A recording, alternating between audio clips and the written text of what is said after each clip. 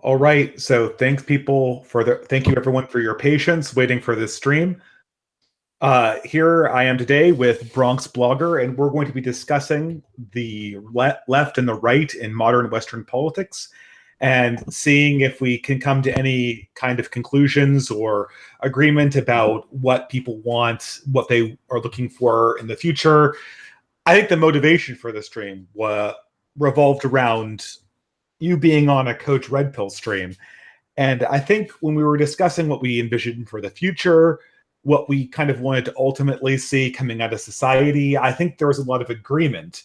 Bronx Blogger, do you want to introduce yourself and sort of explain your philosophy or worldview?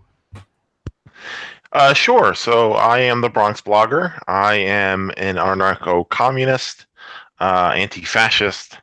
I have about a decade online writing about anarchism, and I've spent the last 2.5 years on YouTube discussing subjects varying from the rise of the alt-right to practical solutions to modern capitalism. Okay, so perhaps you could. I think what I kind of wanted to get from you, just can you explain anarcho-communism? What are its principles? What it's hoping to achieve? I don't know where you want to start with that, but I think that if you say anarcho-communism, especially from people like me, I have a hard time visualizing that. Okay, so anarcho-communism is how do I put this? I'll probably start with what people think communism is in a fundamental sense, right? So they think Stalinism, Maoism. They think of what could be called vanguard communism, which is to say there is a cultural elite in an authoritarian state. You kind of see the traces of that in sort of countries like North Korea right now. But it's heavily degraded.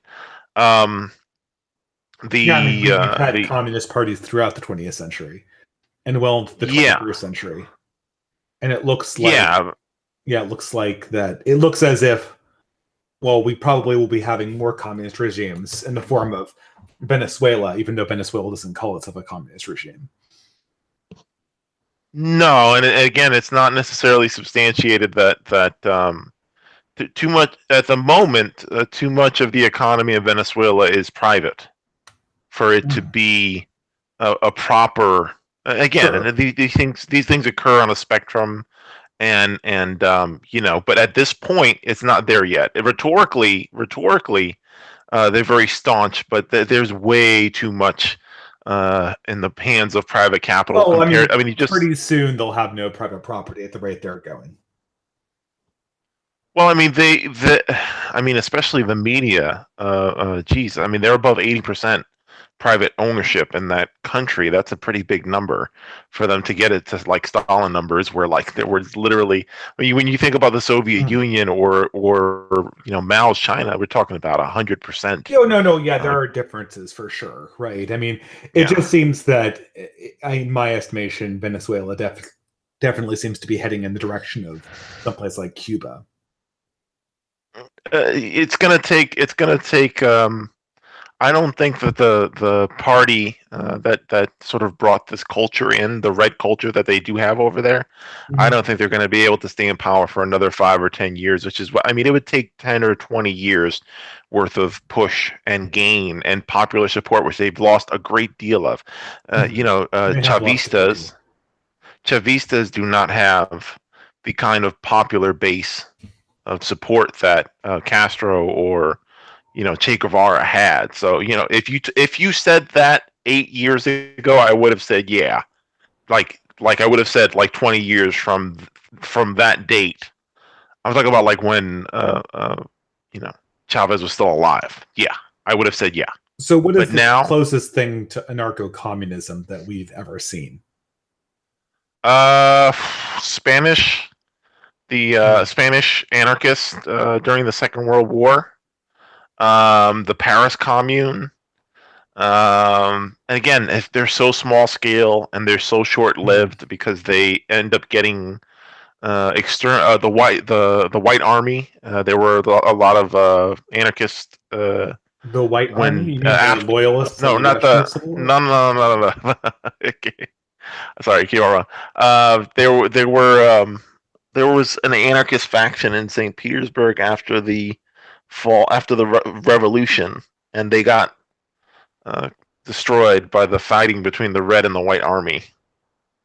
In the end, they didn't. The thing that happens to anarchists usually when we do sort of self organize is that either we usually get taken out by communists and fascists, or communists and monarchists, or communists and, you know what I'm saying? No, I The understand that. That is authoritarians. typically why people complain about when they're anarchists. I suppose the question is could an anarcho-communism coexist with another system? Like if you started your anarcho-communism, would I be able to Oh, sure. Yeah, because uh we're tr- not we're not we're not overthrowers. that's interesting. So you would not attempt to overthrow another society that was sharing the globe with you. This is something that I don't necessarily hear consistency on from a lot of people who are supporters of communism, I suppose. No, but communism and anarcho-communism are not exactly the same thing. And you've got anarcho-communism in North America right now. You have workers' collectives. You have little pockets of it. There are always pockets Mhm. and little factions of it. And we can exist under any system, but the problem is that most systems, when we sort of catch on, see us as a threat, and they crush us one way or another. You could call Occupy Wall Street an experiment in anarchism that was crushed by cops, for example. And that's probably the most mainstream example of a spontaneously formed anarchist collective forming on a big scale. So it seems to me, though, that if you wanted to have no intervention, wouldn't you want to devolve power away from apparatuses like the state and large population centers so that we had a more distributed power system? Something that provided more power for rural locations, rural and country locations over the powers exerted from cities and large concentrations of capital? The urban, or I mean, that's like it's like Pol Pot language when he forced people out of cities into agrarian societies, and No, it didn't. I'm just saying I'm saying more freedom, No, what I'm saying is I've heard these talking points decentralization of power. within communism, and Mao did this, Stalin did this, Pol Pot did this, of like we're gonna de-urbanize, and it didn't. It resulted in all this like nightmarish famine and stuff like that. I think there is an organic um, Well, I think birth you're life. misinterpreting what I'm saying. I'm not saying forcible deurbanization.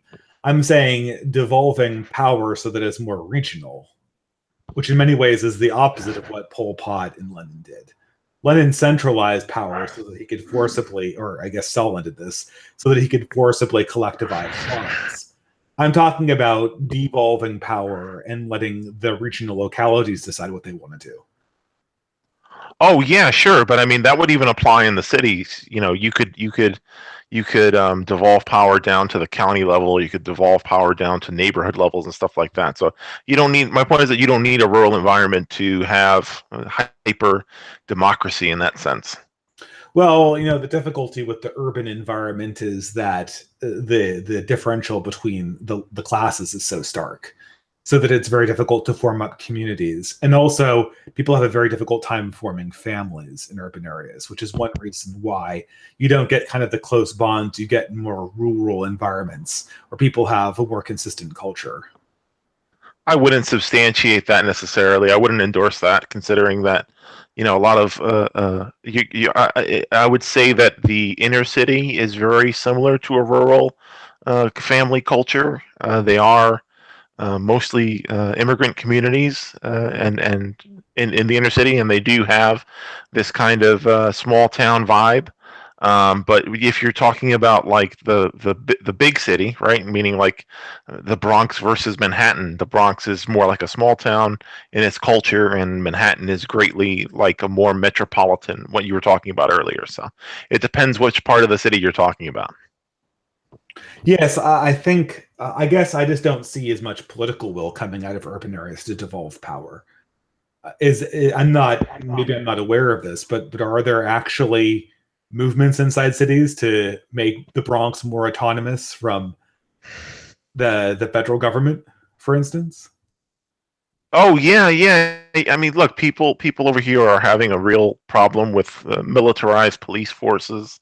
Hmm. You're not really getting a pro-authoritarian culture in the inner city. If anything, people, you've seen Black Lives Matter. They're not demanding the federal government come in and really wrangle up the cities. Well, it's kind of It interesting because sometimes Black Lives Matter, it seems like what they're asking for is they want uh, these urban neighborhoods depoliced in a lot of ways. They want to massively scale back the police presence in these urban areas. Yeah, Is that something yeah, that you think you'd support? sure, of course. Okay. Yeah, because see, here's the thing, and I've lived in the city. I'm in my late 30s. I lived in the city through periods of moderate, and what some people would call under policing, and I've lived through eras of extreme police state, like during Giuliani and to an extent Bloomberg. And Mhm. more cops don't solve crime. Crime is a byproduct of a bunch of things that have to do with people not having necessities, people not having infrastructure. You just add more cops, it's just going to keep on. It's just going to inflame the problem because now you just have angry cops and angry poor people. Mhm. So you think that if we scaled back the police presence in these poor neighborhoods significantly, then we would be able to reduce crime? I think that's a component of it. I think that you have to first financially empower people, and not in the sense of I'm not a welfare state leftist. I think that we need to completely pull away from wage labor. We need to pull away from um, social safety net, subsistence living. Under the existing order, of course, I don't want anyone's social security taken away because under the existing brutal capitalist order, you have to have some kind of mitigating force. But I think that from what I've seen of community gardens and community projects in the inner city in New York and Los Angeles, um, I think that urban immigrant communities are interested in more simplified living and self dependence. So this seems to be an entirely reasonable demand from Black Lives Matter. If Black Lives Matter essentially wants to control the police force in black neighborhoods, I don't see why that isn't something that is very compatible with my right wing views. I think actually it sounds incredibly right wing to me. I think that localization of epicenters of crime enforcement would be quite healthy. I think that a lot of conservatives would dispute what they see as a successful crime disincentive policy in the 90s. Uh, but I wouldn't argue it. I'm perfectly happy to postulate that I do not know what's the best for these African American communities. And if they want to massively take down police presence in their communities, then I think it should be their prerogative whether to do so or not. And I don't see how objecting to that is right wing. You know, if indeed Heather McDonald and company are correct, the communities themselves probably will be the first people to become aware of how that policy isn't very effective. Well, we have too much vertical authority in the states. We have and again, it seems strange because leftists are not presented in a libertarian sense or anarchistic sense in the mainstream. What you get in the mainstream mostly is liberals. Rachel Maddow is, she's a liberal. She's not a leftist. She's law and order, She's right? very pro Black Lives Matter. Rhetorically, you gotta again. So I That's don't like know what saying that means. I mean, like, you know, if someone says they're for Black Lives Matter, okay, okay. does that, Let that me mean let that? me Okay, but maybe you could help me out here. okay. Let me give you an insight into the internal politics of liberal Sure, versus left. absolutely. So leftists hate neoliberals. Neoliberals are an economic orthodoxy exemplified by the two groups, right? There are like Reagan neoliberals, and then there are Clinton neoliberals, and Reagan neoliberals, neoliberal capitalists, are effectively people who lean right socially, but they are super pro capitalist, global corporate capitalism fiends. And then you've got, and that includes like Bush and all those, like they call themselves neoconservatives, but Reagan would call himself a neoliberal. He departed that nomenclature because liberalism became it's the conflated. Same philosophy. I understand what you're saying. You're saying that the third way globalist, corporatist, welfare policy plus corporate capitalism to get the GDP to fund welfare policies, that is what you're against. Yeah.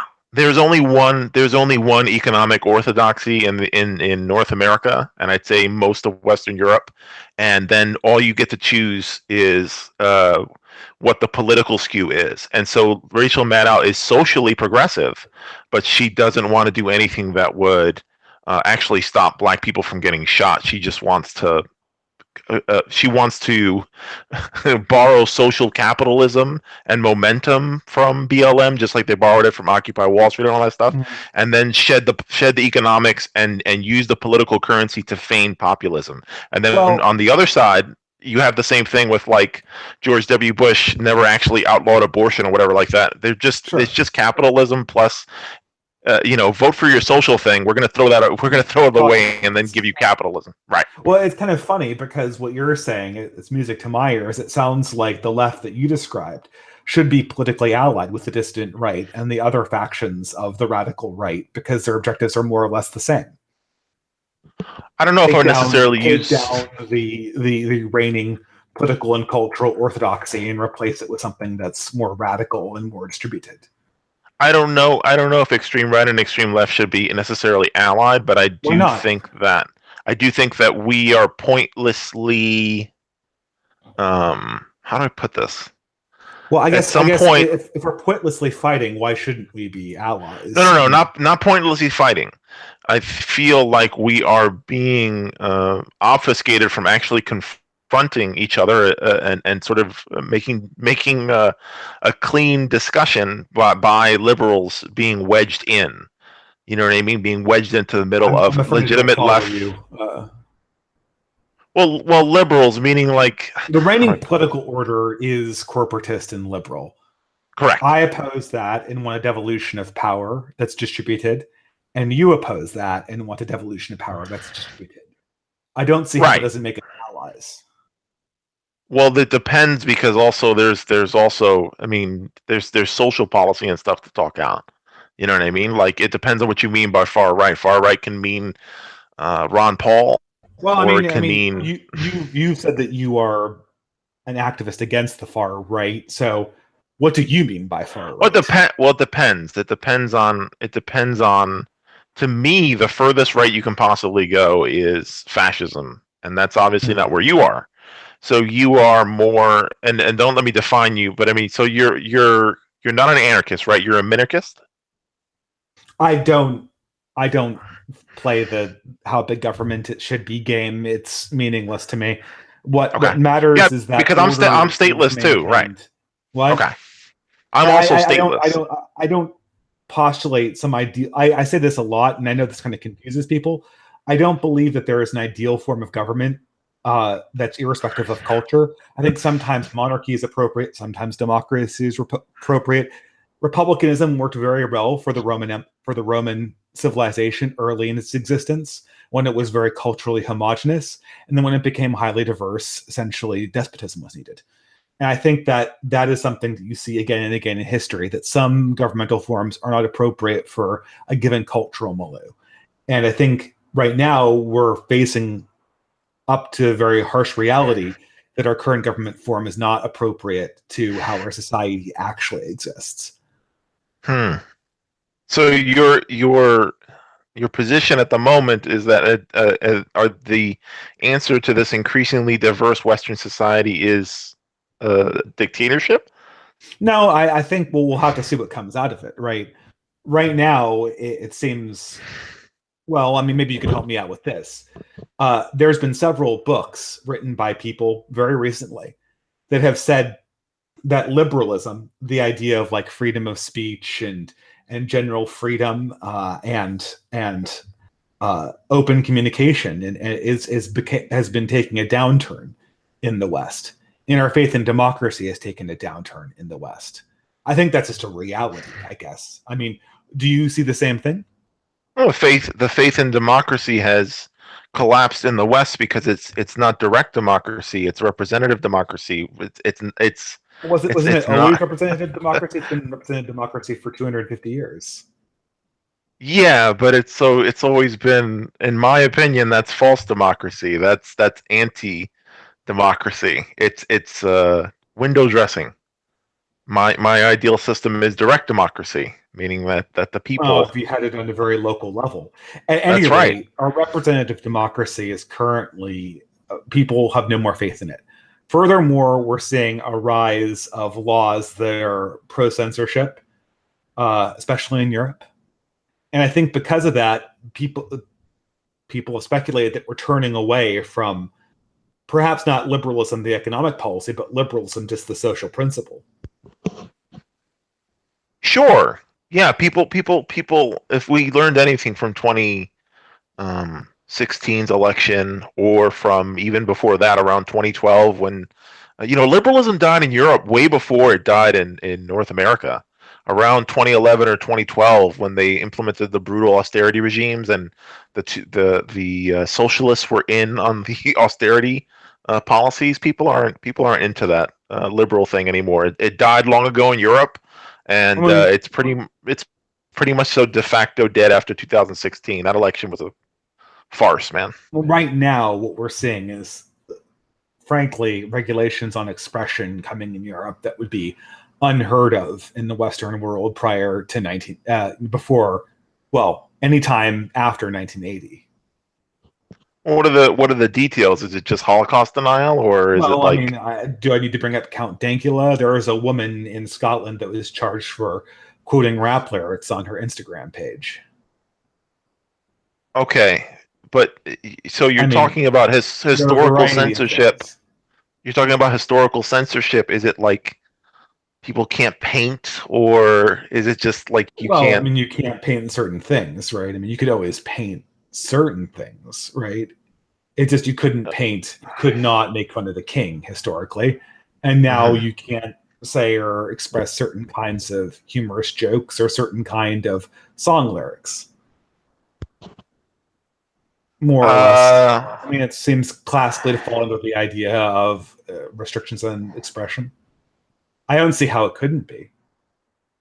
Most of the European hate laws seem to be meant as a bulwark to prevent fascism from reasserting itself Well, behind. sure, and most of the censorship laws previously were a bulwark against revolutionary forces from the left, right? What's the difference other than the fact It's that a one bit. comes from the Yeah. left and the other one comes from the right? I mean, censoring expression and censoring question. Well, I don't know. Uh, What do you censor, consider cens- Count Dankula, well, if I I'm may not ask? going to. I'm not going to compare "Gas the Jews" to like a Picasso painting. You know what I mean? Like I'm just it Well, that. would you compare you would compare a joke about Hitler? I mean, What was jokes it? about Hitler are pretty common in America. Well, I mean, I'm not sure if you're aware how close me and Count Dankula are, but me and Count Dankula know each other quite well, and Okay, so what does he say I about? Does he don't. think that he was apologizing for the Holocaust? No, no, no, no, no, no, no. I don't Okay, believe here. so Okay, let me give you it clarification. seems I like it's don't think. expression then, right? No, no, no, no, no, no. Right, right. I don't think that the verdict against Count Dankula was right, specifically because it said that he meant to spread anti-Semitism. I don't endorse that. That's not accurate. But what I will say is that those laws could be way more brutal, and they could be way more pervasive. Well, They, okay, I'm sure they could be more brutal. yeah. I mean, That's not it's exactly a defense of. to It say seems that like you're just saying, We're saying to that say it is a restriction on expression. It's just right, not but to say that these are historic levels of oppressed speech in Europe, Well, I mean, it's not. I said any time after the 1980s, it would have been. I mean, obviously, there were censorship laws in the 19th century that might have been a little bit more extensive than this. in the 20th century. I don't think people in Spain were free to express themselves under Franco, or people in Germany were free to express themselves under Hitler. So I mean, no, you weren't free to express under any totalitarian government, right? The thing is that it's unusual to see these things being justified inside supposedly liberal democracies, and that's why people are saying liberalism is taking a downturn. Oh yeah. But I mean, to say that totalitarianism would be a little bit more explicit. I don't think. Are you implying that that Britain is a totalitarian state currently? I didn't say that. I mean, okay. I'm implying exactly what's going on in Britain. They're introducing speech codes that are radical by the standards of, well, my own lifetime. I mean, getting thrown in jail for a Nazi, or not thrown in jail, but fined. I mean, he had the possibility of going to jail for this, right? The judge decided. No. Again, I'm an anarchist, dude. I don't. Getting that for. I mean, when I was in college, the most popular Broadway play was The Producers, which has a very famous musical scene where they crack Holocaust and Nazi and Sig Heiling jokes wall to wall for 10 minutes. No, but the substance of The Producers and the substance of the Nazi Pug video are not the same. The Nazi Pug video is not about the Nazi Pug video is not about mocking Nazis. The Nazi Pug video is about trolling. It's about trolling, and again, you can go to the court testimony. Count Dankula was trolling his girlfriend. It was a personal joke with the patina of Nazis. It was a personal joke that was public. So hold on. You can produce a play that has a Nazi joke, but you can't use a Nazi joke to personally troll your girlfriend? No. I'm not saying either. I'm not saying that he shouldn't be allowed to do. My point is that Count Dankula's video was not intended as a political polemic against Nazis, even though there's a clear statement in the beginning that he's not in support of Nazis. The point of the video was just that, isn't this silly? This dog is responding to gas to Jews. It was innocuous in that sense. It's not mocking Nazis. Of putting Nazis in a silly context and then have everyone laugh because Nazis are serious and scary and the silliness of the context is all ridiculous, right? It's obviously was the joke. It was the joke, and you brought the testimony. You can read the testimony of Count Dankula, right? I mean, you know what he said about this, so I don't need to tell you that he meant this as a send-up of the Nazis. I think that Count Dankula tell you that he was secretly trying to, make Nazism acceptable. That was part of No, absolutely not. No. So he was trying to send up the Nazis. That's what he said. No. He said that he was trying to. I believe he did. He said he was trying to troll his girlfriend with the video. Also, by making But the thing is, you're saying that you're saying that it's unacceptable because it's not. No. I'm just saying they're different. I'm not saying that one is actionable. I'm just saying that one is. It's like a meaningless distinction, isn't it? I'm just making a cultural observation that springtime for Hitler and gas the Jews in Dankula's video are not the same thing. Not even so sure Count Dankula is not Jewish. Count Dankula is not Jewish. He is not Jewish. John Cleese is. It does make it. What does that have to do with the producers? You did a Hitler joke. No, but we were comparing the producers to the Nazi Pug video, and I'm just saying that it seems like you're just. I don't understand what the actual standard you're proposing is. One is a film. One is a film and play that is intended to make a political statement, and one is standards, not like the details about what makes them different. Is there anything that makes one more acceptable than the other? Like the meaningful principle differences, not like the details, right? Not like the producer said Gene Wilder in it, and Count Dankula's video didn't have Gene Wilder in it. Presumably, no. Right? I don't even see Count Dankula's video as political content. I see his video as humor. Like it was just a joke. It was 100% intended as a joke. Does that? No, absolutely not. No. I don't think that there should have been acceptable or not. No. But I just think it's a fair distinction to make a distinction between a political piece of humor and just being an edgelord. Like, those are two different I things. personally do not see the producers as a political statement. It You wasn't a should particularly political. I've seen it many You should times. probably Not a no. particularly. I'm saying you should do some research around the creative I don't think it people was involved particularly and political. their. It's just a screwball comedy for its time. But it's not, again. But so I mean, if that film Blazing Saddles, it was explained by Mel Brooks that these films were intended to have some kind of political implication. It's just Count Dankula was just doing edgy humor, which is essentially, in my opinion, which is like, I don't think that edgy humor deserves to be prosecuted. That's not my point. My point is that they're different, though. Like, one is it didn't matter if it was Nazis. It could have been Stalin in Count Dankula's video. It could have been anything. It was just a joke. It was like absurdist humor. Got prosecuted for.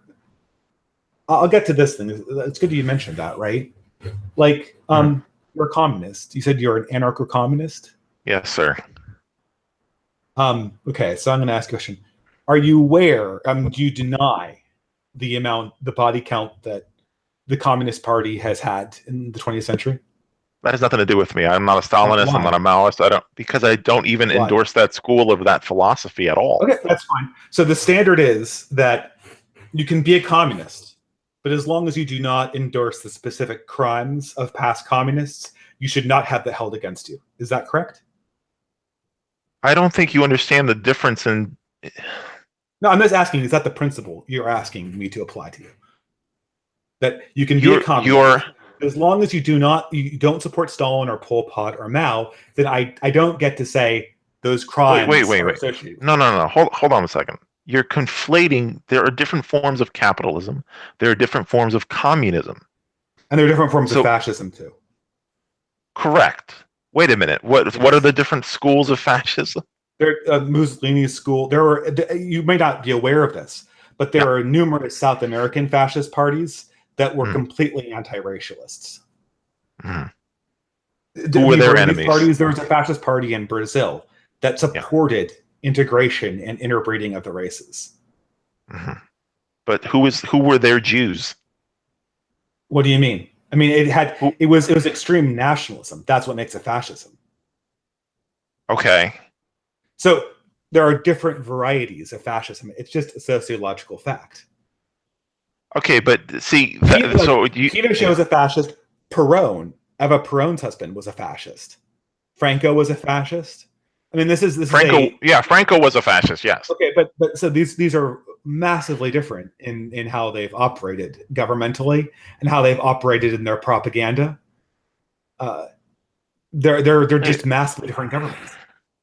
Just like so fascists today shouldn't be held accountable for Franco, Mussolini, or Hitler. Well, no, you tell me what you want the standard to be. To what extent? No, there is. Ideology. To what extent does somebody who adopts the terminal a label? To what extent does that make them guilty for massively violent and brutal crimes of people? I'm not an authoritarian communist. If I were an authoritarian communist, then I would have to just make some kind of justification there. There are libertarian nationalists, and that would be my analog. I talked to a few people online, like Bad Mouse and Exezy or something like that. Yeah, those people are not the same school of communism I am. But should they be considered like we might consider a neo-Nazi? Like, should they have to answer for the crimes of the Communist Party in the 20th century? It depends if they're apologizing for those crimes. If they're apologizing for those crimes, then they would be deniers, right? If they're apologizing for, I mean, so let me. So if I get this straight, if I'm a fascist and I'm not, and I don't apologize for the crimes of Pinochet or Franco or Mussolini, then that's an end of the matter. Then I'm fine, and all I have to do is just defend my ideas, qua my ideas. You have to distinguish how your ideas are separate from Pinochet and other people in that school. You have to distinguish yourself. I can distinguish myself. I would have grounds to do that, right? I would be perfectly acceptable in a conversation to actually go Are you over. under the impression that I invented anarcho-communism because it was invented in the 1600s in France by Pierre-Joseph No, but Proudhon? at the same I haven't time, invented anarcho-communism. It's existed 200 years. Anarcho-communism predates Marxism by almost 200 no, I years. think So you I don't. misinterpret me. I'm not attacking anarcho-communism. I'm trying to set the standard for how discourse should operate, right? It seems like you're agreeing with me Yeah. that we should have a discourse where we don't say, okay, well, just because someone has a certain title or a certain association, that we sort of incriminate them with the worst crimes of people who might have used similar titles in the past. It depends on whether or not they can distinguish themselves from other practitioners. If someone Who gets comes to with, decide that? I'm not, like I said, I someone from the right. You'll encounter a lot of people who have ideas that are similar to things like Peronism or Francoism or Phalangism, right? They are able to explain in great detail how they're different from Hitler, right? And whatever. But it seems that it seems like that has to be enough, right? That has to be enough, right? It seems I get the sense, it seems a lot of times I feel from the left like they want to use Nazism as sort of a way to indict all radical right wing thinking, right? my average video is 20 minutes long, and it's not because I picked a clip and said "fuck you, Nazi" on it. That's not that's not the substance of my commentary.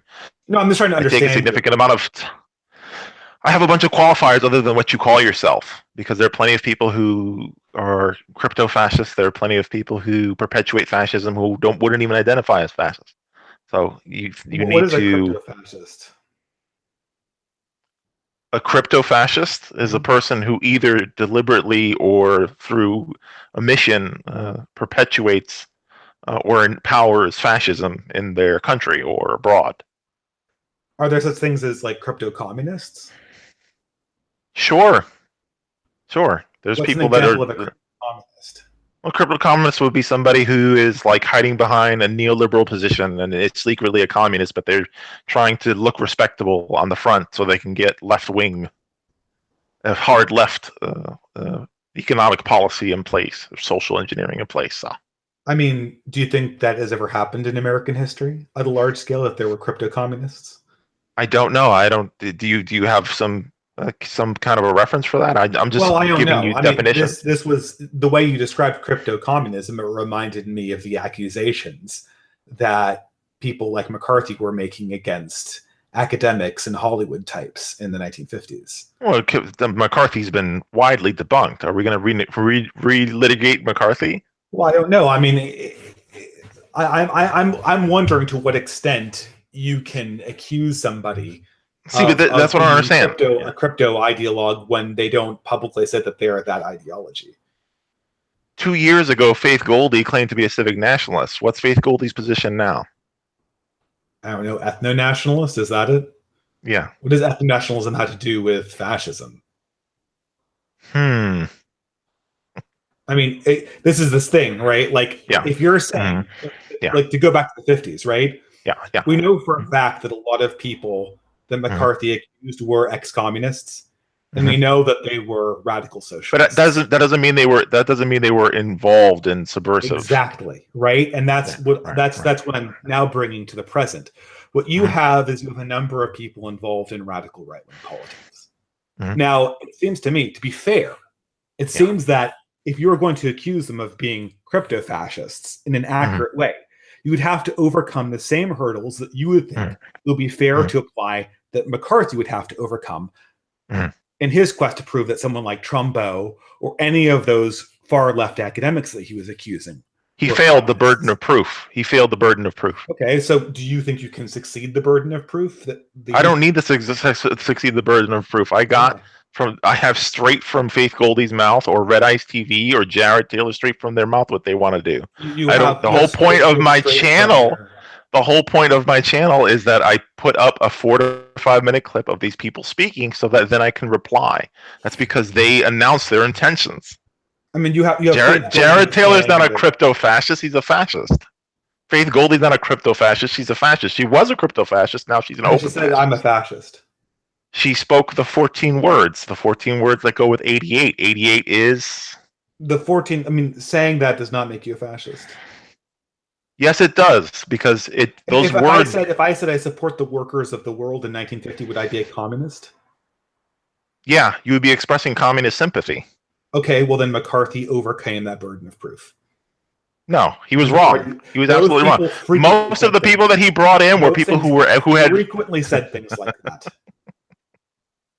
We're going to relitigate McCarthy. We're going to relitigate. No, the right wing is always relitigating 200 years of history of before, like not that. So if you said the workers of the world unite, then you would be a crypto communist. Words have meanings. Words are. Did the 14 words exist in that? Okay, so order before David Lane came up with them. Do you know where the 14 words come from? No, I know they come from somebody who is actually a neo-Nazi. But do you know where "Workers of the World Unite" comes from? Come from Hitler. They come from Marx, right? Yeah. So you said just a few minutes ago that if someone said "Workers of the World Unite," they would be expressing a communist principle and therefore would be crypto communists. Not crypto. They would be openly communist. They would have chosen those specific. They'd be specifically choosing those words to come out as a communist, just like people these days choose the 14 words to come out as fascist. What befalls them, right? Do you want to deplatform communists, or do we want to platform them? Because I get the impression that you think communists should be platformed, right? Despite the fact that this party killed 100 million people in the 20th century. I don't platform MLs. I don't platform Marxists and Leninists. I don't platform Maoists. I don't platform Stalinists. I don't agree with those people. Communists. Anarcho-Communist. Well, so you would not platform someone like Exesia or something like that? If he's proved to be a Stalinist or a Maoist, I don't endorse that stuff. I've never had Exesia on my channel. And I wouldn't in the future. No, see, I don't know. I'm struggling because ContraPoints has, and I don't.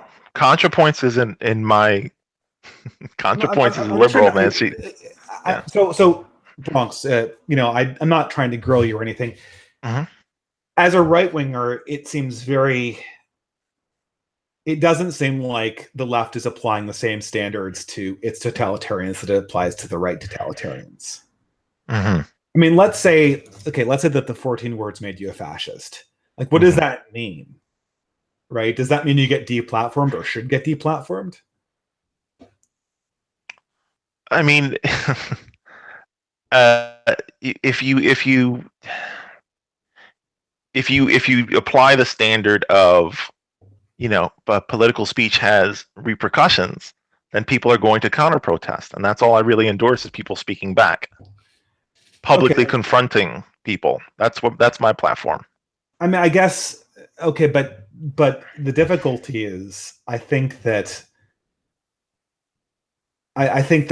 what the right feels is that, and I think I speak for a lot of people when I say this, they think that the left has maintained over the last 60 years an incredibly romanticized relationship with communism. I'm talking about Che Guevara shirts. I'm talking about just calling yourself a communist explicitly. And they don't suffer any consequence for this. And it now seems like the left is trying to foment a brown scare almost. What does that mean? A brown scare is the opposite of a red scare. A red scare being, oh my God, is he a communist? A brown scare is, oh my God, is he a fascist? I'm not for people being people being taken out of their houses and put in jail for Mein Kampf or any of that stuff. That's not my position. Well, I mean,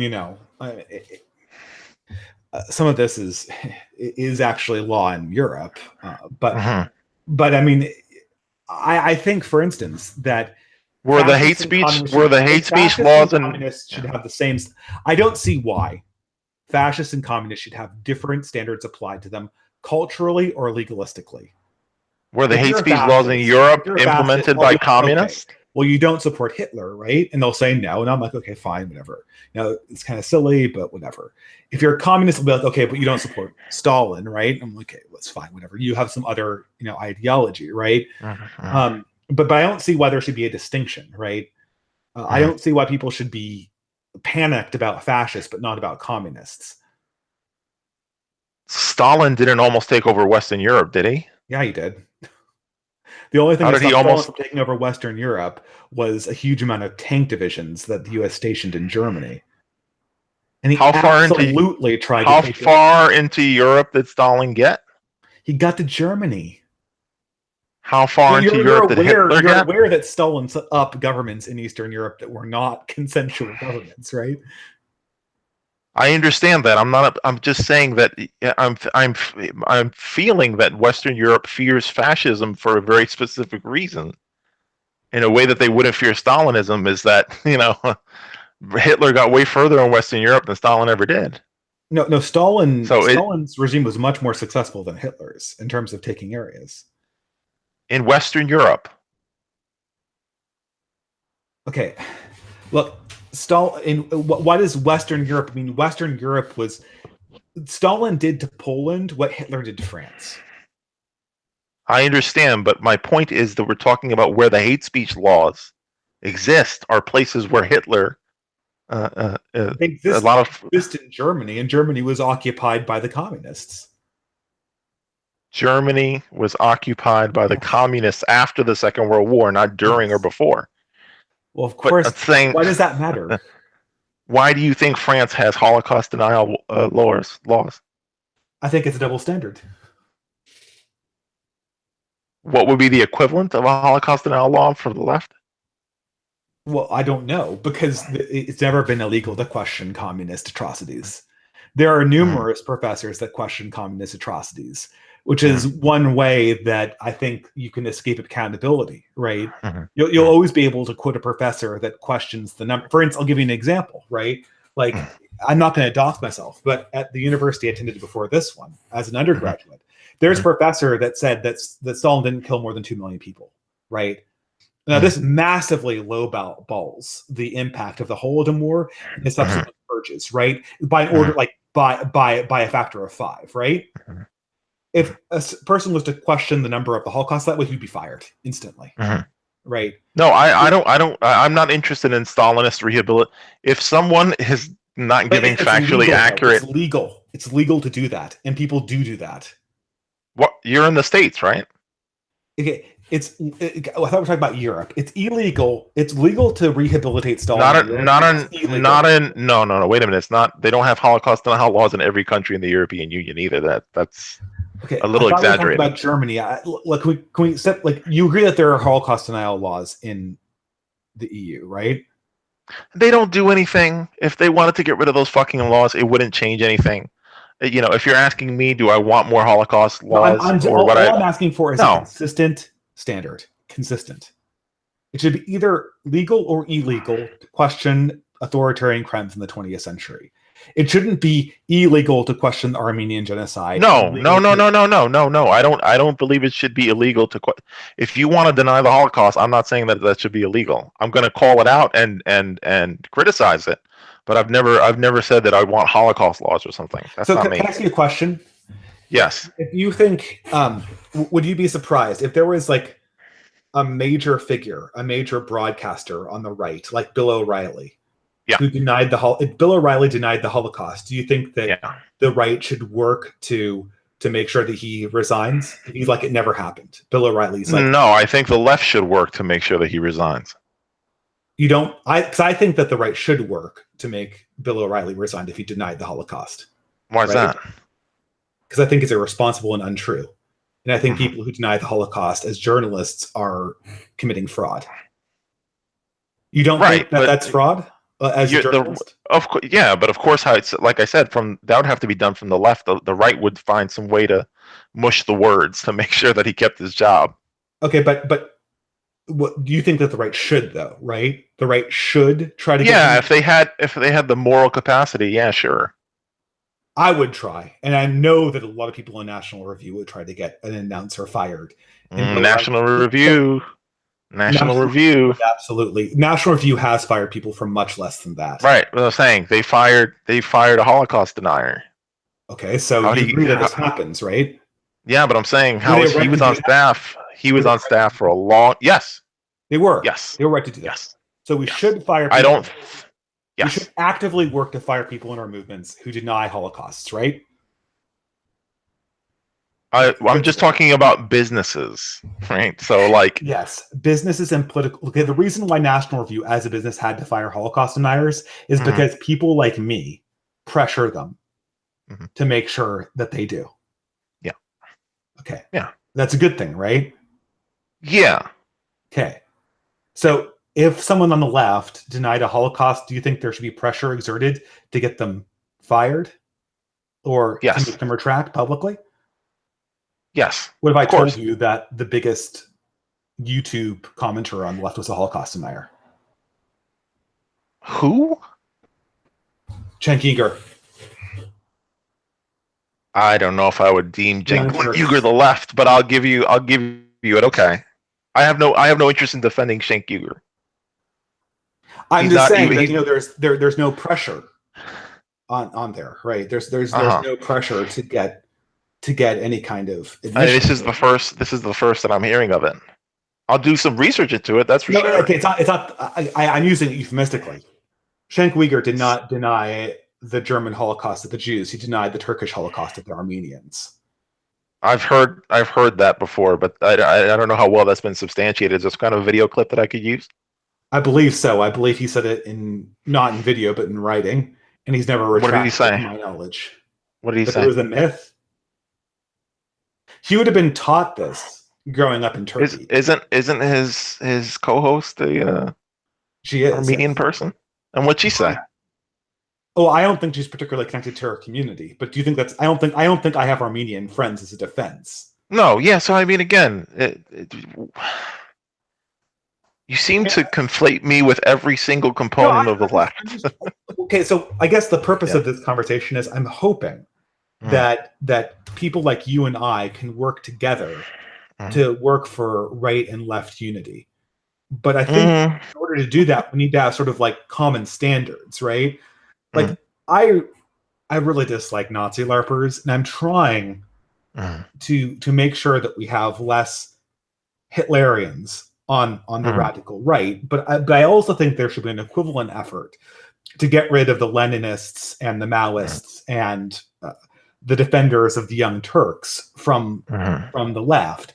And I think the Young Turks are Democrats. What? The Young Turks are Democrats. I mean, are they really the left in America? The Young Turks. Well, regardless, I mean, you can say that. I mean, like, is InfoWars part of the right? I mean, like, I feel like we're yes. Well, okay, then, like, I guess of course, InfoWars is the right. I mean, how much further right can they possibly go? Well, I would say, how much further left could the Young Turks possibly go? Much further left. I mean, they can barely reach where Jimmy Dore is, and there's already static between him and Cenk. If we're talking about Cenk specifically, there are people associated with the Young Turks that might be a little bit further to the Paul Joseph Watson is probably further to the right. I think, for instance, Fox News isn't right wing enough for me. Right? It's not. For my standards, Fox News is not right enough. But I still recognize that they're on the right, and I think it's like silly to kind of like say they aren't. Even though they're like not like for my taste, they're just like milk toast. They're center right in the current paradigm, and Cenk I would say is center left. Center left. Center left. That's right. Yes, that's right. So all I'm trying to say is I'm not trying to indict you. I'm just saying that like I want there to be a consistent standard applied to authoritarian ideologies who have records of mass murder, and I want there to be a common response. To people who implicitly apologize for ethnic crimes of the past. I think that would be an approach that perhaps the left and the right could agree on. Sure. Because I think that we would... Yeah, pardon me, go ahead. Well, I mean, if we're talking about what the zeitgeist within this platform that we're on right now is, right now the zeitgeist is not Jason Unruhi, whatever his name is, that guy. I don't know. I never heard of him. What does he do? He's a third worldist. He's a Maoist. That form of communism is not currently in vogue on this platform. If you're talking to a leftist on this platform, you're either talking to a libertarian socialist or an anarcho-communist or a social democrat. But you're not going to be talking to somebody that...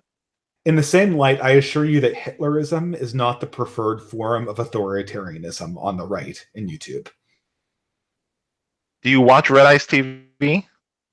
Or Yeah, American Renaissance? Is American Renaissance even on YouTube? Yes. I mean, and like Red Ice is certainly fascist, but it's not Hitlerian. Have they not? Did you watch the video they made on Holocaust Remembrance Day? Oh, they're definitely deniers. They're definitely Holocaust deniers. Okay, then that's Hitlerian, my friend. What, they called him Uncle. They called him Uncle Adolf in that video. Okay, I mean, I'll definitely contend Red Ice Radio if you want me to. Okay, there are right wingers. We've got two networks. We've got the Young Turks who deny the Armenian Holocaust. We've got Red Ice Radio that denies the German Jewish Holocaust. Do the Young Turks make videos denying the Turkish Holocaust in the same volume that Red Ice does about the? I don't watch Red Ice, so I have no idea how much volume they make. But you can tell me. I mean, this is to me. You're saying that Red Ice. I mean, as much as they are Holocaust deniers, they're not Hitlerians. Yeah, I would advise you to watch it as much as I do, and then you would have a different opinion. Why would I watch Red Ice Radio? I mean, or is it Red Ice Radio or Red Ice TV now? I think. Why would I watch it? Well, I don't know. You said watch it as much as you do. Didn't that mean you watch it a lot? Yeah. Why would I watch it? You're trying to get a notion of what the right wing is doing? Yes, sir. Or the radical right? Yep. Do you think that Red Ice is representative of the radical right? I guess I don't think it is. I think they're representative of the furthest right. I don't know if I would use the term radical right. I mean, first of all, they're pagan, and they have videos against Christianity. So, I mean, you're right there. You have like that. It indicates that they're massively different than. Yeah, but they're the furthest right you can possibly go. They're as legitimately into Nazi as you can possibly go. Red Ice. No, I'm not so sure about that. But outside of a skinhead standing in a backyard shooting on a camera phone, Red Ice is at the moment the vanguard of that language. And like I said, I have no reason to bullshit you.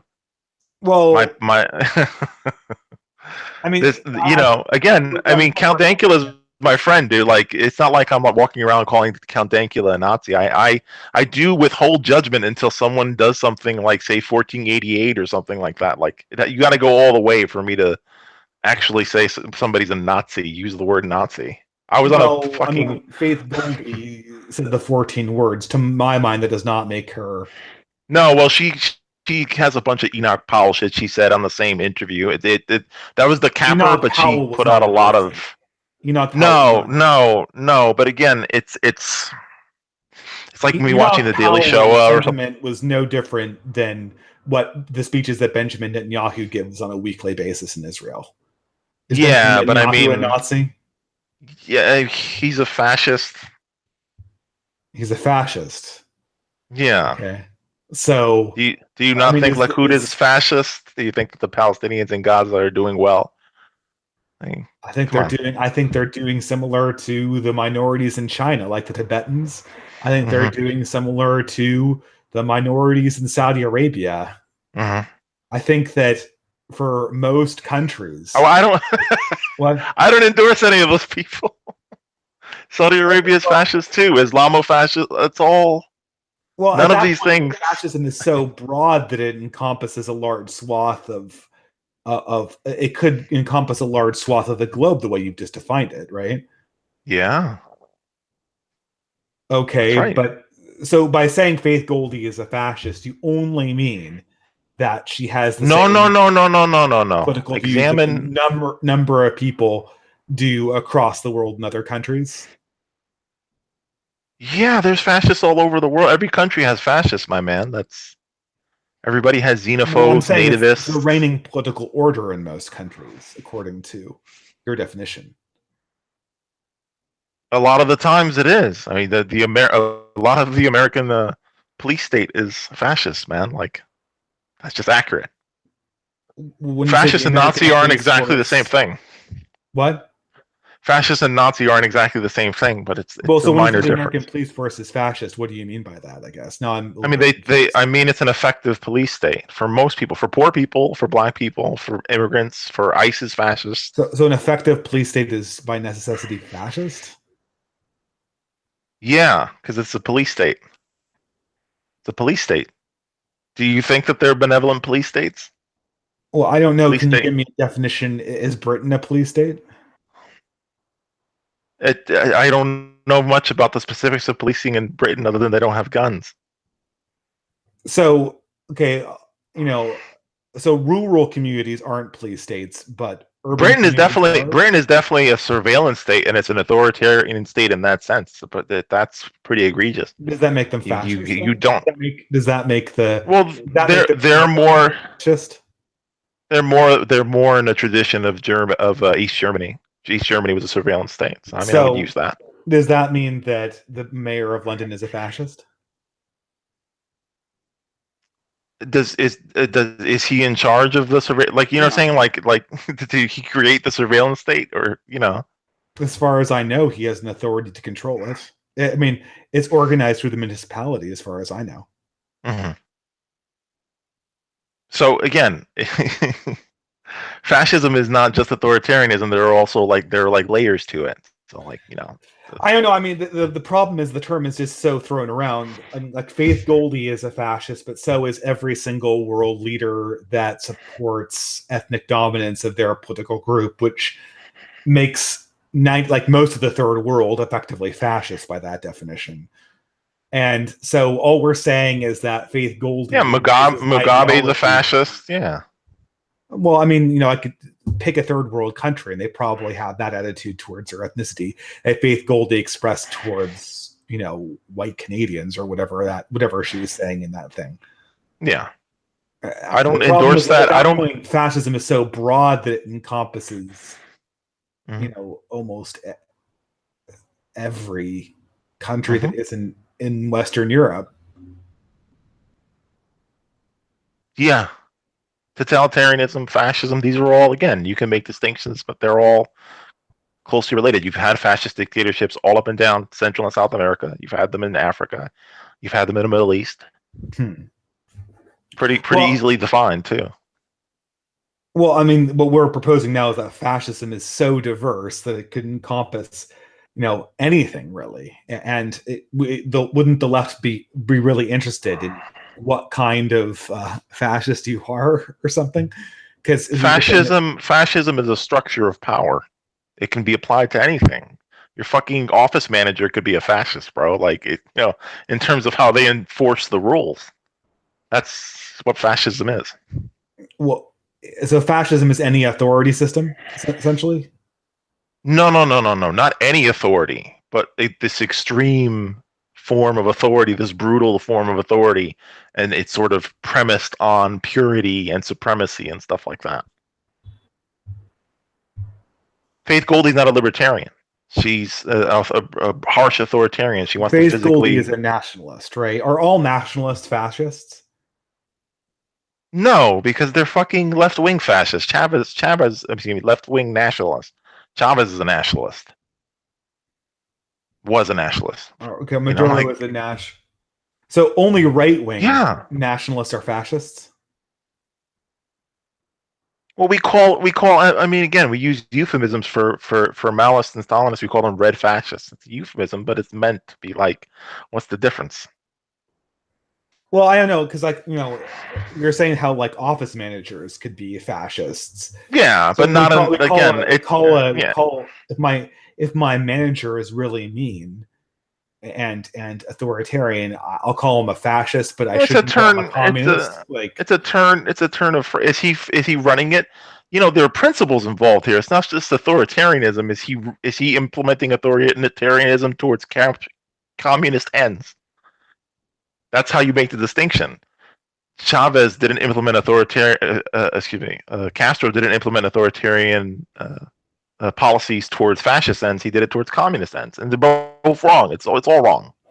All authoritarian stuff is wrong. I don't endorse any of it. Well, I guess to me it just seems from our discussion here, it just seems like fascism is sort of a buzzword that highlights certain kinds of authoritarian behavior that are on the right, but it's so loose that it could apply to a boss I don't like, or perhaps a spouse I don't like, or or any third world. Well, people use it as a turn of phrase all the time. They call somebody they feel is too harsh a fascist, too authoritarian a fascist.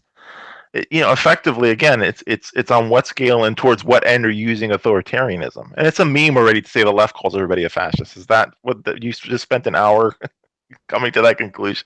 It's a pretty common meme. No, well,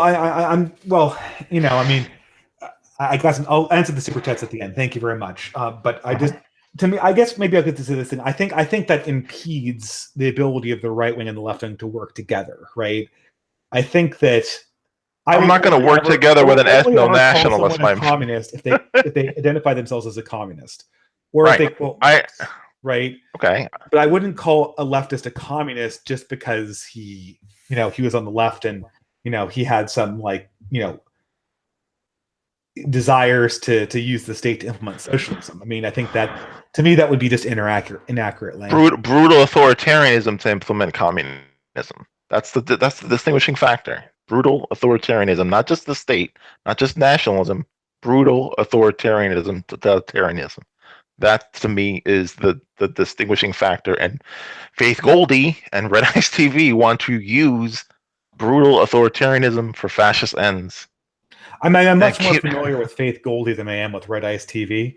So that's perhaps a better topic because I don't know. I mean, to me, Lana Lotkev doesn't really represent anyone. I mean, she's a pagan for her channel views seem to imply that something close to 500,000 people are very interested in what Lana Lotkev has to say. Well, I mean, that's not okay. It's not 500,000. It's like I don't think they even crack. They're they're slightly above 100,000, right? I know the chat right, but regardless, they're definitely in the 6 digits. And that's not nothing. That's not hay, No, of course it's not hay. I mean, I will say that Red Ice does have a voice on the radical right. It's certainly not at the level of the Young Turks. Is on the left wing of the spectrum, but it's not insignificant. I'm not going to deny that. And Red Ice is certainly. Well, I don't know. I don't want to say that they're Holocaust deniers because then I think I did say that, but. I kind of want to retract that because I don't know that they denied the Holocaust. And if I did say that on the stream, I would literally be accusing them of a crime, which I think would be not very ethical of me to do. So I think that they've denied the Holocaust. I don't know that they live in a place where it's illegal. They live in the Midwest of the United States, I think. No, but they split their time between Sweden and the United States. Oh, yeah. I think that Lana and what is her husband's name? They have dual citizenship. Henrik Palgrim. What? His name is Henrik Palgrim. Henrik, yeah, Henrik. He has dual, right? So I really don't feel comfortable accusing them of a crime, but I do agree with you that they've either played with that or done it. But I guess to me the next step is just to sort of. I mean, so we're going to see, I think it's inevitable that we're going to see an upswing of authoritarianism on both the left and the right. And I think that, I'm not for that. I'm not for it. I'm not for left-wing authoritarianism. I don't want to see that come to pass. But that's not going to help anybody. I think that radicalism is always kind of authoritarian. I mean, when have you seen radical action that's not been authoritarian? Like I said, left-wing anarchism, a left-wing anarchist authoritarian government has never existed. Left wing, well, no, I mean it existed in anarchist Russia authoritarian anarchist authoritarian. Well, I mean, those Spanish communes where they forged in war and all of that. No, I mean you see pictures of them, and then people are walking around with guns and stuff. I mean, yeah, but that's because there was a war going on between the fascists and the communists. It's not like I seem to remember. I could be rusty on my Spanish history. I seem to remember there being clashes between communists and anarchist forces that were Oh no, violent. I'm not saying that. I'm not saying left-wing anarchists are pacifists. That's not my point. But my point is that there's never been a dictatorship of left-wing anarchism in the world. It's never happened. That's just not the way we structure our societies. It's not a hierarchy-based system. It's horizontal. Well, okay. I mean, there have certainly been many. There certainly have been. I mean, frankly, to be quite honest, I don't think that this kind of anarchist, non-authoritarian socialist system is possible. To me, I think that cleansing. It doesn't exist. Right. But I'll take you at your word, right? Like when someone says they want peaceful ethnic cleansing, like, it's ridiculous. It's ever going to happen, right? But like to be in good faith, I'm like, okay, I acknowledge that you're peaceful, right? Mm-hmm. I have to say that, but I think that for me, I kind of look at communism, this sort of anarcho-communism. I mean, that's what Marx promised, right? I mean, even Lenin wanted anarcho-communism. He just thought that he had Marx, to use. No, he didn't. No. Marx said that the state would fade away, right? No, but that was to reach full look, if you want to learn about this, read about the First International and the argument between Bakunin, the anarchist, and Marx, and where they diverge and stuff like that. But Lenin didn't want anarchy at all. No. Well, Lenin thought that you needed to have a vanguard to finally achieve it, if I'm not mistaken. Yeah. So, in other words, a dictatorship of the proletariat, meaning a dictatorship of dictators. And when I talked to Ecstasy, I can't pronounce that guy's name, he assured me, he goes by Mook, I think. He assured me that the Leninist vanguard would exist only temporarily. I'm not a Leninist, but I mean, again, if he has his position, and if you want to speak with somebody who really wants like an authoritarian version of communism, he's your guy, not me. So do you think there's anything that the left and the right could work together on in the contemporary world? I'm not working with ethno-nationalists on a goddamn thing. If you're an ethno-nationalist, we don't have anything to agree on. I don't give a shit if it's what if you're an ethno-nationalist that's trying to devolve power to a more local level? I don't give a shit about. No. Why not? Because I wouldn't work with an anti-Semite. I wouldn't work with an ethno-nationalist. I wouldn't work with them on anything. If an ethno-nationalist wanted to work with me on building a fucking a house full of popsicle sticks, I wouldn't do that. Why? Why would I deal with the person? Would you work with a Leninist? No. So would you work with anyone who isn't an anarchist? Yeah. If they weren't an ethno-nationalist or Leninist, then I'd work with them. Okay. If it was some hippie, vegan, liberal Democrat and they wanted to work together on getting clean water to Flint, Michigan, I'd work with them on that. Well, I think, an ethno-nationalist, like a black ethno-nationalist, would certainly want to help Flint, Michigan, right? I wouldn't work with those people either, my man. To solve that problem, right? No. If a black nationalist came to me and said, I want clean drinking water in Flint, Michigan, like a Louis Farrakhan type, I'd be like, yeah, sure, let's work together on that problem, right? I wouldn't be like, oh, wait, you like Farrakhan? Oh no, I can't work with you, man. You like, this nationalist guy. Like, to me, I think, when it comes to practical politics, you have to kind of put aside these differences and go for the greater good, right? Farrakhan is an anti-Semite. I'm going to turn to my Jewish comrades and go put that to the side because today Farrakhan wants to be a nice guy. No. Well, I mean, I don't care when Golden Dawn gives out soup to homeless people or any of that shit. Those things don't balance out. They don't balance out. I'm not trying to denigrate, I don't know what your position is on this stuff. X, like, he said tons of anti-Semitic. I don't know. Fuck him too. I don't know. I think we've defined fascism and ethno-nationalism so broadly. I mean, I think this is what we're seeing. I think you might be surprised at how many African Americans sympathize with views of Malcolm X. If someone is an anti-Semite and they're black, I don't want to associate with them. They're not my comrade. If someone's an anti-Semite and they're white, I don't want to associate with them. They're not my comrade. The anarcho part means anarchist, so I don't join up with anybody until I decide that I feel that this person is my comrade. To me, it's a very deep thing being a comrade. You've got to really be there, dude.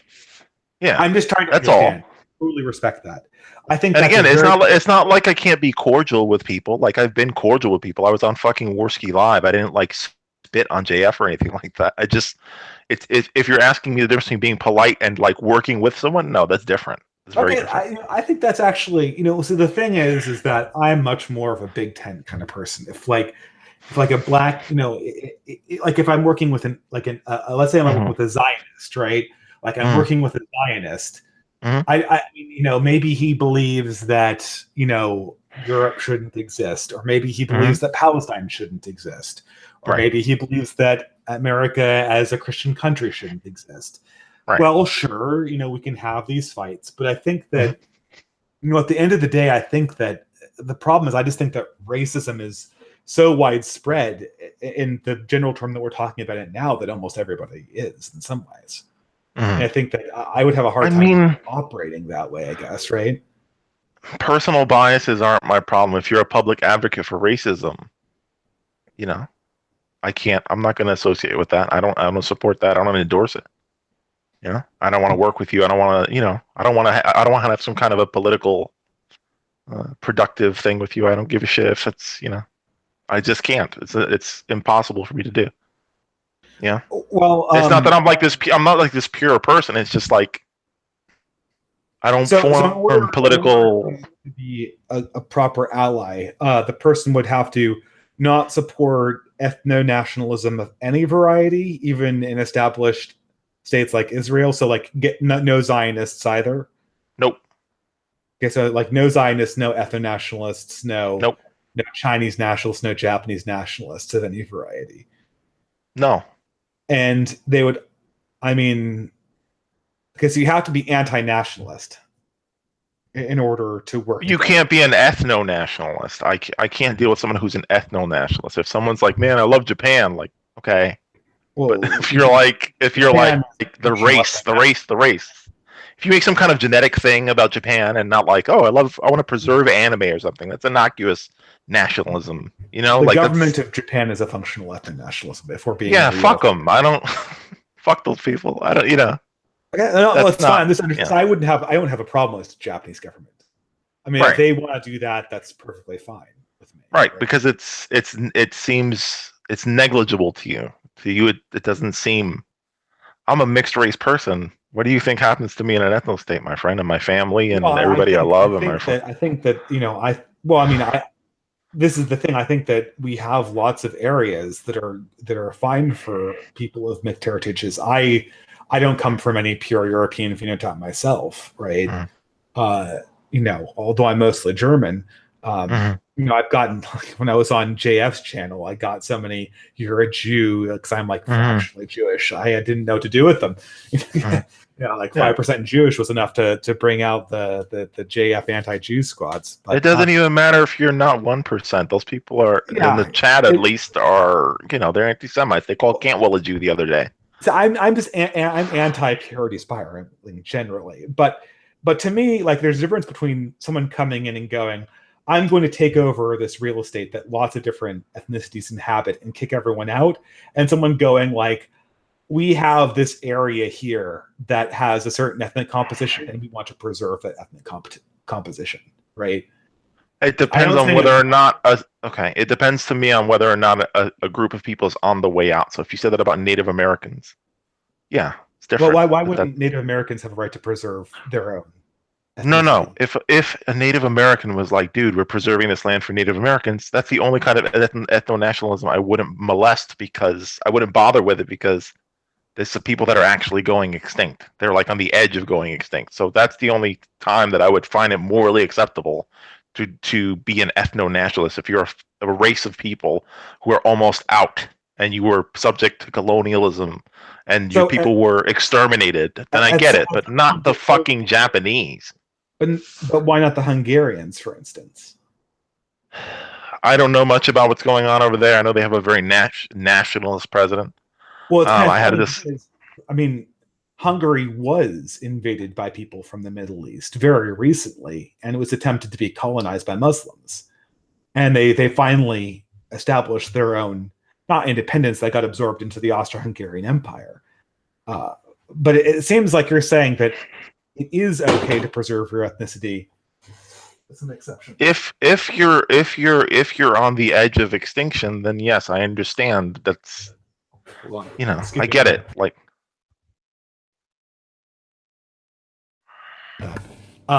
no, I just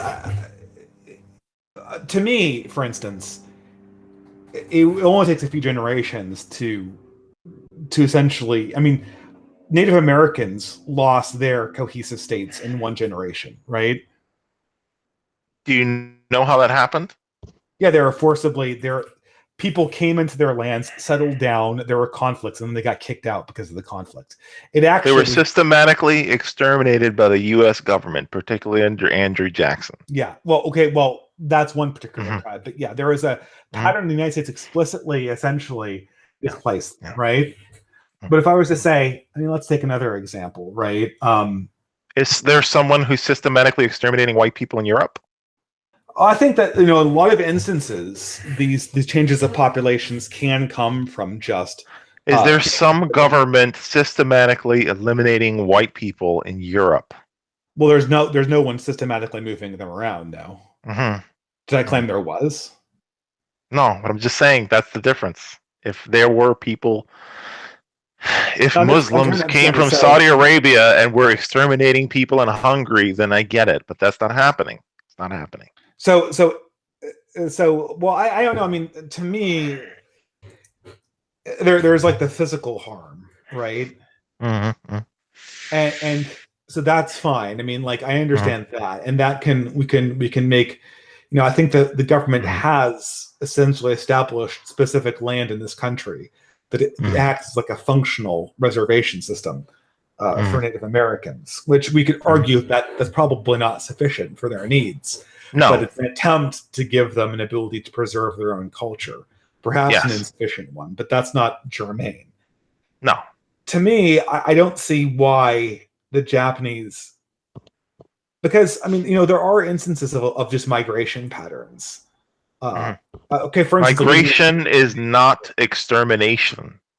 Well, you see, the problem is that it can get better, right? Like, you know, historically speaking, do you know the Western Roman Empire?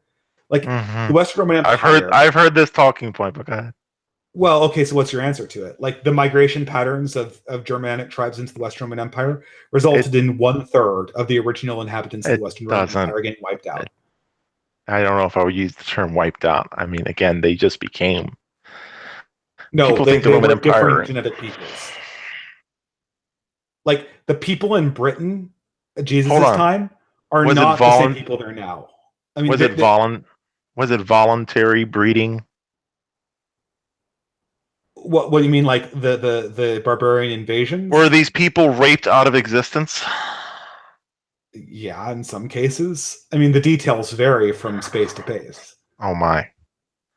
If people are raped if someone invades your country and rapes your people and forces them to breed, and that's how you lost your race, that's an extermination. That's not happening in Europe right now. That happens. Forcing. I would say that would happen. That would essentially what happened in Lebanon, for instance, right? That's in the Middle East. I'm talking about Europe. No. You're the one who brings this. I need to ask for a clarification here. To my knowledge, I've never brought this point to Europe. Okay. I'm not all right. You're the one who brings this point to Europe. That's okay. Not been. But it's not happening in Japan either. Well, it's not happening in. What I'm saying is that if for instance, if Japan had a huge African population in it, it might not be Japanese in another generation. As long as that happened via voluntary race mixing, I don't care, because it was voluntary. Like my very existence. Well, no, I'm not. Fell in love with a non-white man, and here I exist. No, I'm not disparaging. What I'm saying is, can you erect immigration policies to preserve culture? The impression, classically, people have said that this is a perfectly legitimate thing to do. Like, I don't endorse immigration. based on racial or ethnic quotas. I do not endorse that. Defending ethnic racial quotas, I don't endorse that. But so To say that it matters whether Japan is more African in 50 years is to say that somehow Africans and Japanese are not the same species. And that's no, not it's just to accurate. say they're different cultures, right? Oh, well, they'll adapt. Why does every I totally respect that we need to have spaces that are multicultural. I think that's a Mhm, necessary part of the global world. mhm. But to my mind, we should have some countries that are multicultural and some cultures that are monocultural. I don't think I that don't see I why don't. every state has to be multicultural. I think that why couldn't we have a diversity in the world of different approaches on this matter? Why does every country have to have an open immigration policy? No, I'm not saying open immigration. I'm saying if people naturally migrate to Japan and they mix with the people there, then I don't have any kind of moral case to make against that. No, well, I'm If saying Japan says we are not I going don't. to, I'm not. I think Japan is perfectly moral as a country too. I'm defending Japan. if Japan says they don't want to take any immigrants, that's up to them. Now, if they say we are only Okay. going to accept Well, that's certain great. immigrants and exclude other immigrants, now you have a problem because it's discrimination. It's saying we're going to let some people in and then we're going to turn people away for things that they can't change, like being black. And Well, I mean, unfortunately, this is that's not or something that being I not. endorse. If I said that if you're of Japanese ancestry, you have a right to return to Japan, like Israel does, right? Israel says that technically we don't allow any immigrants, but we make an exception, not Mhm. against anybody, but for the country that this is, right? So we say we're positively saying that we Okay. guarantee you that if you're Jewish, and Okay. Japan says positively guarantee you this. I don't see a problem with that. I think that I mean, that's just what they want to do, right? To preserve their culture. And like, I don't see a problem with a world that has states like Japan and states like Brazil and perhaps California, right? Like, Mhm. perhaps different people could do different things in this regard, right? See, but right of return is a slippery slope, isn't it? Because there should be right of return for Mexicans in California, Arizona, Texas, I guess, right? Well, I don't know. Maybe we could make that kind of argument, but Right. I would actually, I'm a radical. I'm not some defender of the status quo. Mhm. I think that I personally think that the solution Mhm. is essentially give the alt right Indian reservations. No. Like, why not? I mean, if they want to go off into the desert and make their little like ethno states, why not? Why not them? If you learn anything from Nazi Germany, is if you give white nationalists a state, they're going to consolidate power and then start invading other places. They're not isolationists. They always claim to be isolationists, and then they automatically want to go take over the world because they're liberating other white people. Again, this has all been tried But it's before. we give. So you're saying, I'm sorry, but how is this not a racist argument? You're saying that it's all right for some races to have isolated communities, but it's not all right for other races because by their very nature of their race, they'll invade other places. I don't. That sounds No, not somehow by. I wrong to me. said the word white nationalist, not white people. If you give fascists with a racial identity land of their own, they will just consolidate power in that one place and then start invading outward. If So they were black if we gave nationalists, black nationalists like Farrakhan an Indian yeah, reservation, we couldn't do yeah. that. If he's the moral leader of that movement, yeah, he's Let's not say just that going to he stop dies and there. there's a new moral leader of black separatists. If that We person couldn't has give the them. same if that person has the same philosophy as Farrakhan, then yeah, he's going to stage a campaign to liberate black people from Jewish influence. What See would be shit. necessary for you to see in order to feel comfortable giving someone the opportunity to have a separatist state? The I way don't that we do endorse for Indians, separatists. the way that we do for tribes of Native Indians Americans. don't have a separatist state. They're being allowed to stay on Well, their own land. They're yeah, not being given they a have state. certain cordon off areas that they functionally control property sales in, right? Which would be to my, I'm trying to be conciliatory here, right? Uh-huh. I live in a multicultural area. I love it. I think Yeah, it's great, right? yeah. But I'm saying that for people who don't like that, I don't see a problem for letting them do their own thing. It's very easy for a white nationalist to find an ethnically homogenous area to move into and not and live and die without seeing a single black person. in rural America. It's very simple. Well, So, you know, you don't need a state. So what are you worried about? If it already exists in the present system, then because I don't want it by law. Because we've had white land by law in this country before, and didn't go well for the people who weren't white. Remember? I think what we're saying is that we could cordon off specific. We had redlining. We had racial discrimination. No, I'm not proposing this as something that we would impose upon multicultural spaces. What I'm saying is, for people who do not like multicultural spaces, allowing them to leave. I think that would just be, why would I want to compel somebody who doesn't want to live in multicultural space? So let them move to a conservative gated community in Texas that already exists, but because not form their own state. You know the answer to this, right? I mean, there's legislative pressure to dismantle these communities. So, okay, you know that this is a complaint from these people, right? Yeah. But fuck those people. Well, but this contradicts your thing. So do people have an ability to not participate in multiculturalism, or do they have to? Because I'm for multiculturalism. Like, I think it's those great. people don't care about multiculturalism, right? American white nationalists aren't concerned about culture. Well, my Americans don't have a different black nationalists, because I think that same deal. Why should multiculturalism be mandatory? This seems to sort of go against the anti-authoritarianism thing you were saying earlier. I'm not saying it's mandatory, but I'm just saying that under the existing system, you can't. I don't support people being marginalized or excluded because of their race, religion, ethnicity. I don't. I didn't create the system. Well, no. I'm not proposing. I'm not proposing that I'm proposing giving people an out. I'm not proposing that laws be imposed on multicultural spaces. I think that San Francisco and New York and all of the major epicenters of this country, they'll always be multicultural at this stage. What I'm saying is that if you don't like this, I think you should have an option to leave and have your own. Yeah, they do have an option to leave. They have an option to leave and go to a different country. Go back to Europe. Well, no, because those laws exist in Europe now. Oh, too. well.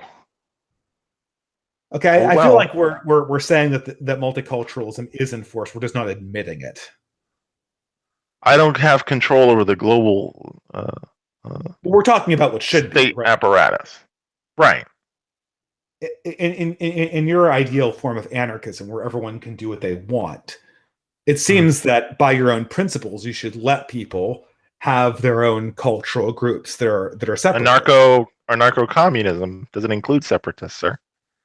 That's the communism bit on the end. I guess perhaps I'm not understanding this, because I'm not a racialist, but I am, in some sense, a separatist in a religious fashion, right? If you participated in a communist, an anarcho-communist commune, you're going to kind of get awkward stares when you talk about how you want the whites to be separate. Well, I'm asking that if I could get together with other of my fellow co-religionists and create a separatist community. Could I do that in your system? Depends. On what? Everybody, the first rule of this system is that there's no unjustified hierarchy. You'd have to justify the separation. You'd have to justify the separation. You have to justify. Why do I have to justify it? I just want to do it. Why do I have to justify what I want to you in order to be? You want to remain in the group, or authority, right? I have no, but it's not participating in your group. Not to me, to the group itself. You want to remain in the group. You need to justify to the group. Catholics who want to create their own community separate from people who are not us. Can I do that? What do I need to do? Everyone in my group of Catholics agrees that we don't want to be part of your group anymore. And you have an anarcho-Catholic communist commune. As long as everybody agrees. But okay, and I could do that. No, I'm not this, but another person could do that with black people. He's like, I just want to create my own little African American community. I wouldn't have a problem with that.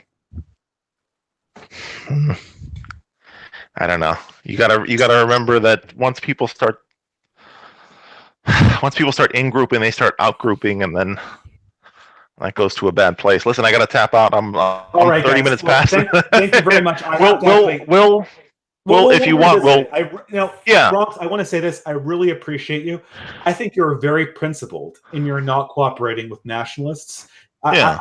I think like I was hammering you pretty hard there, but I just want to say that I think it's principled what your stand is, right? And I Yeah. respect that, right? Even though I'm a person who does not have that standard, I think I understand where you're coming from. But No, if no, you don't yeah, and mind, again, I'm not saying that you're somehow less pure or less principled or whatever. It's just we're operating on different. You're standing to your principles; they just contradict mine. You're standing to yours, but they contradict mhm. the parameters of what I'm willing to go past. Yeah, and I'm just trying to figure out what we can cooperate on. If you, Yeah, you can go now. I need to answer some super chats and answer yeah, questions from the yeah, chat. sure, no problem. Have a good We'll night. catch up. Thank you for having me on. You too. All right, guys. Thanks for being patient in the chat. I'm going to go to the super chats. If you give me a second here, you'll forgive me for not reading the super chats out when they were given. No, Bronx Blogger had limited time. Oh my, well, that was a lot longer than I thought it was. I kind of tend to lose track of time when I'm on these streams. Let's just go to the super chat tab. Yeah. Oh, these are addressed to Bronx.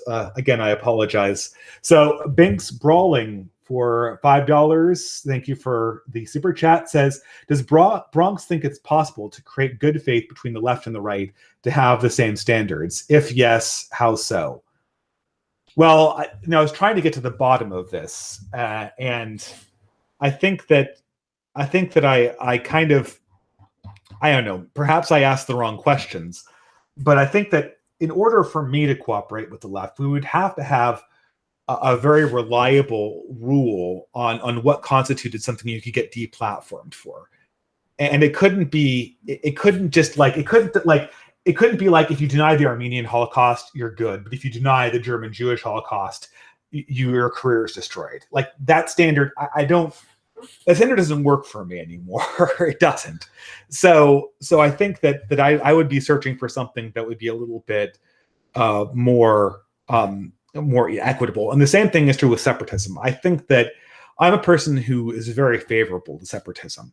I think that if a community wants to leave and create its own thing for any reason, even if it's a racialist one that I don't agree with, I think they should be able to do that, because I would expect the same courtesy to be paid to my own attempts at religious separatism if I felt that was necessary. Now, I think it's a problem if that separatist community wages war on the body politic in a capricious way, but it's I think that's when it gets to sort of the finer points of this thing in the general. So for $10, thanks Bronx Blogger. Zachary Hillstorm says, thanks Bronx Blogger for creating more fascists by calling everyone under the sun fascism. Well, ask him what he thinks of people who call traditional gender roles fascism. Well, I don't know. I mean, I guess this is another problem, and that's the fact that that the other problem is I think that his definition of fascism is too broad. I think that there is if everyone is a fascist, like if everyone in Israel is a fascist, if everyone in Japan is a fascist, then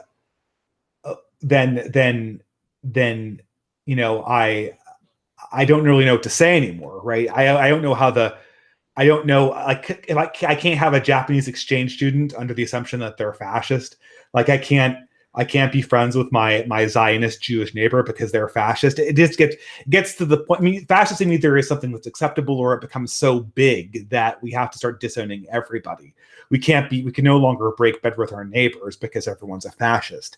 I mean, this sort of creep on the left side is ridiculous. In fact, I call everyone who wants socialized healthcare a communist, and I disown them because they're responsible for the crimes of Russia. I would get nowhere. So, but that's just an argument for a big tent. So I'm going to stay on for about a few more minutes, just answering people who are replying me. Thank you very much to the super chatters, Zachary and Binks. I really appreciate it. The super chats help me keep the channel going. And let's just take a look at this. The distributist, says Rose, are you willing to abandon free speech? Very dangerous. When did I say I was willing to abandon free speech? I feel like I was arguing the opposite. I'm skeptical of liberalism in some kind of like rarefied ahistorical sense where we assume it's the law of the land for ever and ever and ever. But as far as my personal preferences go, I would always prefer liberty. I would always prefer to have more free speech. I would always prefer to have people, to give people the ability to break off and make their own separate pieces. And I think that's important. Now, maybe we'll get to the point where that's no longer possible, but that, in my mind, would be a tragedy. And it would be a tragedy that I would try to hold back as much as possible, even though maybe we're just entering into a phase of human history that's naturally going to be authoritarian. And, if that's the case, then I value liberty, but the order and the virtue of my civilization will come first. Braving Ruin says, Bronx is proof that there is no amicable discussion to be had with these people. Distributist. I guess I felt like we were getting somewhere. I don't know. I mean, I think that I don't know. I feel that if I had a clearer idea of the liberties I'd have under Bronx Blogger's system, I might be more able to come to some kind of compromise. Jolly Crocodile says, Distributist, are you a crypto fascist? Well, by the definition put forward by Bronx Blogger, I might be, but by the definition of Bronx Blogger, everyone from Japan and Israel is a fascist. So, what is that? I don't know how much that really tells you. I'm an anti-racialist. How about? I think that's good enough, right? So you go nowhere, Dave. I don't know. I'm trying to be conciliatory with these streams, and I think that we did get to a conciliatory point. So I'm not seeing any more questions. So with that, I went way over time with this stream.